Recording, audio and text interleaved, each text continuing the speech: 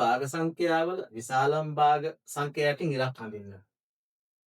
සිස්සත් විභාගෙට මුහුණ දෙන පුංචි දුවල පුතාලා හැමෝම දැනගත යුතුම ගානක් තමයි මේ භාග සංඛ්‍යාව.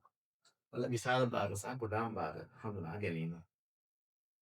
මේවයි ගානක් දුන්නාම පුතේ මේක සරලවම හදන්න පුළුවන් ක්‍රමය තමයි මම පුතාලට කියා දෙන්නේ. මොකද පුංචි දරුවන්ට තේරුම් ගන්න පුළුවන් පහසුම ක්‍රම තමයි පුතාලා ඉගෙන ගන්න ඕනේ. බලන්න පළවෙනි භාග සංඛ්‍යාව පළවෙනි ගානේ දීලා තියෙනවා 6න් 4යි 5න් 1යි කියලා.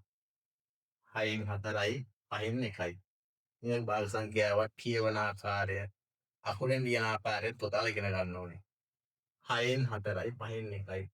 බලන්න මේ භාග සංඛ්‍යා දෙකේ පුතේ මේ යට තියෙන පුතේ හරය.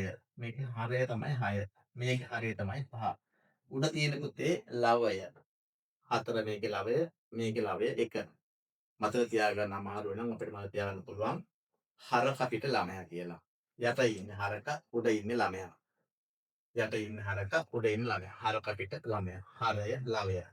දැන් බලන්න මෙන්න මේ වගේ භාග සංඛ්‍යා කිහිපයක් දුන්නාම මේ භාග සංඛ්‍යාවල විශාලම භාග සහ කුඩාම භාග හොයාගන්නේ කොහොමද? බලන්න පුතේ මෙතන යට තියෙන හරය 6, මෙතන තියෙන්නේ 5. දැන් අපිට පේන තාලෙට බැලුවටම අපිට හිතෙන්න පුළුවන් 6න් 4 තමයි ලොකු, 5න් 1 තමයි පොඩි. එහෙම හිතෙන්න පුළුවන්. ඒ හේතුවට එහෙම උත්තර ගන්න බෑ.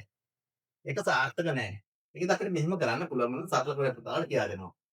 දැන් බලන්න මෙන්න මෙතන මේ 6න් 6 කියන සංඛ්‍යාව මේ හරය ගුණ කරන මෙන්න මේ එකෙන් 6 වරක් 1 6යි කියන පැත්ත දෙකම ලියා ගන්නවා.